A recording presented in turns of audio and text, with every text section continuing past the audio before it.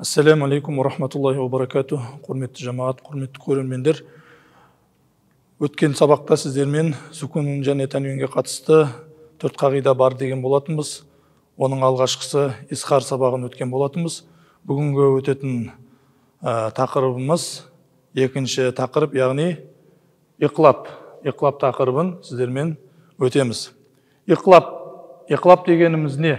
Иқлап дегеніміз араб тілінен аударғанда ауыстыру, төңкеру деген мағына береді. Жалпы иқлап әрібі ол біреу, бә әрібі. Қашан иқлап болады? Сүкунунун немесе тәнвин бә әрібіне жолыққанда сүкунунун немесе тәнвинді мим әрібіне ауыстырып, танау арқылы оқуды иқлап дейді екенбіз. Оған мысалы, бірінші мысалымыз нун бә әрібіне жолыққанда, мына жерде мин бади деп келіп тұр. Бұл жерде мин бади деп емес, мына жердегі нунды мимге ауыстырып, мин бади деп, яғни мин бади деп оқиды екенбіз. Екінші мысалға келетін болсақ, бұл жерде тәнвин бә әрібіне жолығып тұр.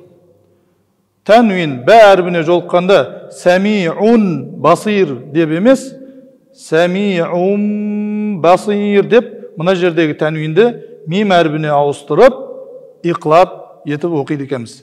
Сәмиун басир. Мына жердегі тәнвин, яғни мим әрібіне ауыстырып, иқлап етіп жатырмыз.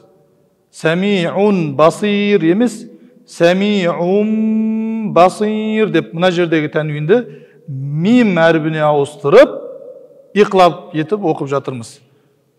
Яғни иқлап дегеніміз ауыстыру, төңкеру деген мағына береді екен.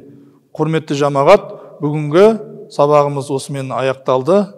Ассаламу алейкум ва рахматуллахи ва баракатух.